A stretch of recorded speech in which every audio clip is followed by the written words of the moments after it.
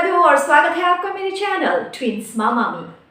अगर आप एक प्रेग्नेंट महिला है, इस बात का तो आपको भली भांति पता होगा कि 40 वीक की आपकी ये प्रेगनेंसी होती है।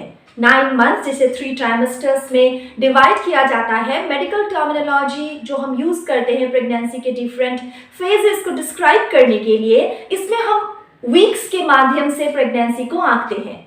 मैंने ऑलरेडी अपने चैनल में वीक बाय वीक किस तरीके से प्रेगनेंसी प्रोग्रेस करती है इसके बारे में चर्चा की हुई है।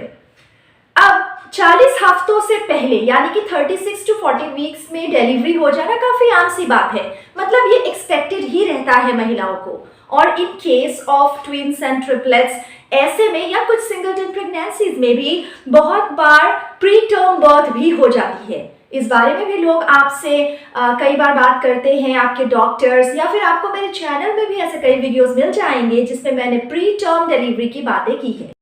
लेकिन आप सोचिए, अगर आपकी प्रेगनेंसी 40th वीक के बाद भी कंटिन्यू होता रहे और आपको कोई साइंस ऑफ लेबर दिखे ही ना, ऐसे में क्या करेंगी आप? काफी स्ट्रेस होगा आपको, क्योंकि ये थोड़ा सा अनकॉमन सिचुएशन है जिसके लिए महिलाएं प्रिपेयर्ड होती नहीं है। तो आज के वीडियो में मैं आपसे बात करने वाली हूँ इसी बारे में कि क्या करना चाहिए अगर आपका 40 वीक्स कंप्लीट हो गया हो और उसके आगे भी आपको कोई भी लेबर का साइन ना आए। मैं सारी प्रेग्नेंट महिलाओं से जो भी मेरा ये चैनल देख रही हैं या उनके स्पाउसेस से ये अनुरोध करूंगी कि इस वीडियो को जरूर देखें, क्योंकि अगर आप प्रेग्नेंट हैं तो आपको नहीं पता होता कि आगे जाकर डिलीवरी के वक्त क्या होगा। This is quite unpredictable. So अगर आप पहले से ही मेंटली तैयार रहेंगे, it will be very easy. अपनी प्रेगनेंसी के सफर के अनुभव से मैं ये समझ सकती हूँ कि अगर 3rd ट्राइमेस्टर तक एक महिला पहुंच जाए, उसके आगे उनकी जो बेसब्री होती है अपने बच्चे से मिलने की, अपनी डिलीवरी की, वो काफ़ी बढ़ जाती है। एक तो एक्साइटमेंट होता है कि बच्चा आने वाला है, और दूसरी बात होती है कि आपको इतने ज़्यादा पेन्स एंड एक्स होते हैं अपनी बॉडी में, या फिर इतना ज़्यादा भारीपन सा महसूस होता है कि you just want to go through the process as soon. ऐसे में अगर 40वें हफ्ते तक भी आप पहुंच गए और फिर भी आपको लेबर का कोई साइन ना आए, तो क्या करेंगी आप? अगर ये सिचुएशन है आपके प्रेगनेंसी के सफर में, पहली बात जो आपको याद रखनी चाहिए वो ये है कि जो ड्यू डेट ऑफ डिलीवरी की कैलकुलेशन होती है, जिसे EDD या एस्टिमेटेड डिलीवरी डेट कहा जाता है, वो सिर्फ एक एस्टिमेशन है based on your last menstrual cycle या फिर based on your ultrasonography reports. अब जो भी मैटरनल फीटल मेडिसिन रिसर्चर्स हैं, साइंटिस्ट हैं ऑल ओवर द वर्ल्ड, उनके अनुसार हो सकता है इस एस्टिमेशन में ही शुरुआत में कोई गड़बड़ी हो गई हो। मतलब शायद आपने डॉक्टर को जो बताया था आपको अपना लास्ट मेंस्ट्रुअल साइकिल का वो एग्जैक्ट शुरुआती डेट अच्छे से याद नहीं था, तो उस कैलकुलेशन में गड़बड़ी हो गई होगी। या फिर अगर अल्ट्रासोनोग्राफी की बात करें, शुरुआती ट्राइमेस्टर में अगर अल्ट्रासोनोग्राफी से डेटिंग कर ली जाए फिर ये काफ़ी एक्यूरेट होता है। लेकिन कुछ महिलाएं अगर लेट अपना अल्ट्रासाउंड करवाती हैं, लेटर इन द ट्राइमेस्टर्स, फिर ऐसे में हो सकता है अल्ट्रासोनोग्राफी वाली जो EDD है उसमें भी कोई गड़बड़ी हो जाए। सो फर्स्ट इज एस्टिमेशन में ही शायद कोई गड़बड़ी हुई हो, तो आपको 40 to 42 वीक्स तक थोड़ा इंतजार करके देखना चाहिए। May be it is a calculation. और रिसर्च के अनुसार मैक्सिमम बेबीज, अराउंड 82% बेबीज 38 से 42 वीक्स के बीच डिलीवर हो ही जाते हैं। लेकिन अगर 42 वीक्स के बाद भी डिलीवरी ना हो तो कहा जाता है महिला अभी ओवरड्यू है। और ऐसे ओवरड्यू की सिचुएशन 10 में से 1 बेबी में ही होता है, काफी रेयर केसेस में होता है। And that is the reason आज मैं इस टॉपिक को आपके सामने लेकर आई हूँ।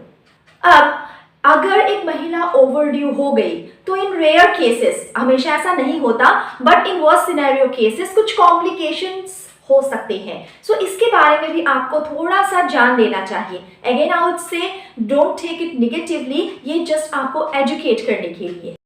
सबसे पहली बात यह है कि प्लेसेंटा जो कि ब्लड सप्लाई प्रोवाइड करता है फीटस को, आपके होने वाले बच्चे को, हो सकता है उस प्लेसेंटा के फंक्शन में ही कोई खराबी हो गई हो, और प्लेसेंटा थ्रू द ब्लड आपके बच्चे को न्यूट्रिएंट्स और ऑक्सीजन, तो अगर इस सप्लाई में कोई कमी आ जाए तो हो सकता है आपके बच्चे को कुछ डिस्ट्रेस हो।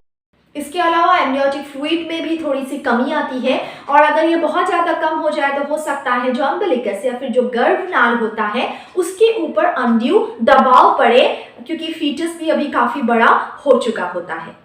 सो इन दोनों रीजंस की वजह से, प्लेसेंटा के अच्छे से काम ना करने की वजह से और एमनियोटिक फ्लूइड के कम होने की वजह से फीटस या आपका होने वाला बेबी डिस्ट्रेस में आ सकता है, उसे सरवाइव करने में असुविधा सी हो सकती है, क्योंकि न्यूट्रिएंट भी कम है, ऑक्सीजन भी कम है, उसके ऊपर से अम्बिलिकल कॉर्ड के ऊपर भी दबाव सा आ गया है। इसके अलावा जैसा मैंने आपको अपने प्रीवियस वीडियोस में, जहां पे मैं वीक बाय वीक प्रेगनेंसी की चर्चा कर रही थी, मैंने आपको कहा था कि लेटर वीक्स ऑफ प्रेगनेंसी में, जैसे 36 वीक्स के आगे, अब बस बच्चे का साइज बड़ा होने लगता है। तो ऐसे में क्योंकि रैपिड वेट गेन होता है बच्चे में, बच्चा काफ़ी वो जो चबी चबी सा बच्चा होता है, उस पूरे प्रोसेस के लिए वो तैयार हो रहा होता है। इस दौरान अगर ओवरड्यू हो जाए एक माँ, तो मैक्रोसोमिया हो सकता है, फीटल मैक्रोसोमिया, यानी कि बेबी का साइज ज़रूरत से ज़्यादा बड़ा हो जाए, और ऐसे में वेजाइनल डिलीवरी के चांसेस काफ़ी कम हो जाते हैं और सी सेक्शन की प्रोबेबिलिटी काफ़ी बढ़ जाती है। मैंने आपको पहले भी कहा हुआ है कि vaginal birth is the best way, लेकिन हो सकता है कुछ केसेस में आपको सिजेरियन सेक्शन भी ऑप्ट करना पड़े अकॉर्डिंग टू आपके डॉक्टर का एडवाइस जो रहेगा उस पर्टिकुलर कंडीशन में। और सी सेक्शन से रिकवरी में काफ़ी परेशानियां आती हैं, सो जब तक हो सके नॉर्मल वेजाइनल डिलीवरी ही ट्राई करनी चाहिए। That is what I would advocate. मैंने खुद सी सेक्शन के द्वारा बेबीज़ को जन्म दिया है, क्योंकि मेरे दोनों बेबीज़ अच्छे पोजीशन में नहीं थे कि उनको वेजाइनली डिलीवर किया जा सके, और उसके ऊपर से कुछ इमरजेंसी आ गई थी। सो ये मैंने अपनी प्रेगनेंसी जर्नी वाली वीडियो में शेयर की हुई है, अगर आप इंटरेस्टेड हैं तो उसे भी देख सकते हैं। तो इन कॉम्प्लिकेशंस के बारे में मैं आपको इसलिए बता रही हूँ कि जब भी आप 40th week of pregnancy cross कर लेती हैं, अगर आपके लेबर के कोई साइंस ना आए, ऐसे में आपको अपने ओबीजी कंसल्टेंट के साथ कंस्टेंट टच में रहना चाहिए। वो आपको सही दिशा दिखाएंगे कि इसके आगे आपको क्या करना है। मोस्ट प्रोबेबली हो सकता है हफ्ते में आपको वो 2 बार बुलाए फॉर अल्ट्रासाउंड स्कैन्स, ताकि आपके बेबी की जो भी हेल्थ स्टेटस है उसका वो अच्छे से पता लगा पाए। इसके अलावा जब आप घर पे होती हैं, वैसे में डॉक्टर आपको कहेंगे कि फीटल काउंट का आप अच्छे से ख्याल रखें, और जब भी आपको ऐसा लगे कि बेबी के किक्स कम हो रहे हो, बेबी का मूवमेंट कम हो रहा हो, आपको तुरंत ही अपने डॉक्टर को इन्फॉर्म करना होगा।